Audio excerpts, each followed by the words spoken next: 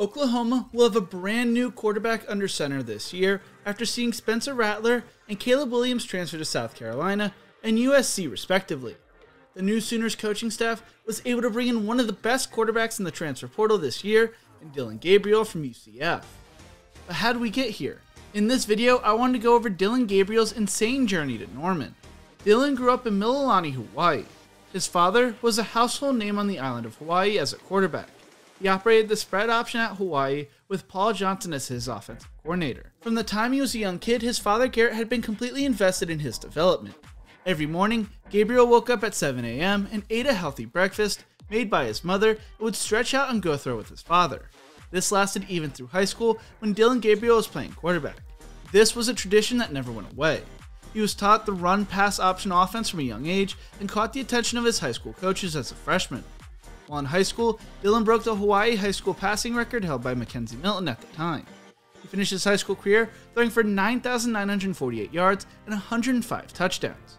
During his senior season, he threw for 3,754 yards and 38 touchdowns, being named the 2018 Gatorade Player of the Year for Hawaii.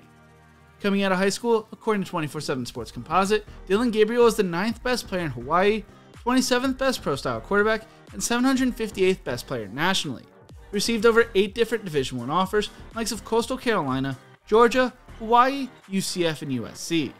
Crazy thing is, UCF was not going to look at Dillon Gabriel originally, but fellow Hawaiian quarterback Mackenzie Milton told the coaching staff, "Hey, you need to check this guy out. He is incredible." Well, UCF did their due diligence, and they sent him an offer. He would take a visit on campus November 10th, 2018, and would also later visit Georgia on December 8th. 24/7 Sports had Gabriel crystal-balled to USC, but in the end, he followed in the footsteps of Mackenzie Milton and committed to the Golden Knights. When Milton went down with an injury, it looked like Darryl Mack would win the starting quarterback job going into the next season after finishing the season 8 points away from winning a major bowl game. So when Dillon arrived at UCF, there was no clear path to becoming the starting quarterback. He impressed the coaches early on, but it was Mack's job to lose. They had also added Brandon Winbush through the transfer portal as well. But on July 4th, 2019, Mack fractured his ankle at a party. Winbush was named the starting quarterback, but struggled out of the gates, and Gabriel took over for the final 12 games of the 2019 season. He never looked back, finishing the season throwing for 3,653 yards, 29 touchdowns, and 7 interceptions, leading the nation's second best offense. He set a UCF freshman record for passing yards in a season and ranks 4th overall on UCF's single-season passing list. As a sophomore, Gabriel threw for 3,570 yards, 32 touchdowns, and only 4 interceptions, leading the Golden Knights to a 6-4 record. Going into his junior year, some viewed Dillon Gabriel as a possible NFL draft prospect after his first 2 stellar seasons. Going into the year, he looked to help guide the Golden Knights to a conference title.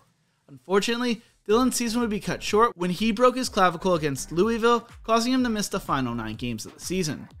Through the first 3 games, he had thrown for 814 yards, 9 touchdowns, and 3 interceptions, and in late November, Dillon Gabriel shocked the college football world when he decided to enter the transfer portal, telling teammates, "I wish you well as you finish out your season. I cherish the memories I have made with you as a UCF Knight.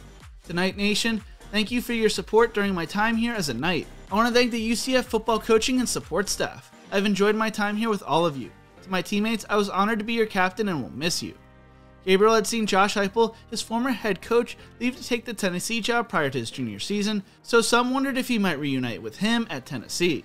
There were also some wondering whether he might join Jeff Lebby at Ole Miss. He ultimately chose to transfer closer to home to UCLA, or so he thought. Hours before he was supposed to start online classes at UCLA, Caleb Williams entered the transfer portal. As a transfer, until you start your classes, nothing is official. When Williams had stopped talking to Oklahoma's coaching staff leading up to entering the transfer portal, Oklahoma's coaching staff started reaching out to Gabriel. Jeff Lebby, now the offensive coordinator at Oklahoma, told Sports Illustrated Dillon was supposed to start school January 3rd. It was an online course at UCLA, and if he would have started class, then Dillon would have been ineligible for us for a calendar year. It would have locked him into UCLA. It was a wild 48 hours. Gabriel reunited with his former offensive coordinator in Norman and has been named the starting quarterback for Oklahoma this fall. There are only 2 scholarship quarterbacks behind Gabriel, redshirt sophomore Micah Bowens and incoming freshman Nick Evers. Gabriel passed for 8,041 yards, 70 touchdowns, and only 14 interceptions as a 3-year starter at UCF. I think Dillon Gabriel has all the tools to be a star at Oklahoma, and don't be surprised if he's in the Heisman conversation late into next season. But what do you think? Will Dillon Gabriel be a star at Oklahoma? Let me know in the comment section below. Thank you so much for watching. If you enjoyed this video, maybe check out my videos on Nick Evers and the amazing things Brent Venables is doing at Oklahoma. Don't forget to leave a like, share, and subscribe to the channel, and as always, remember to embrace the grind.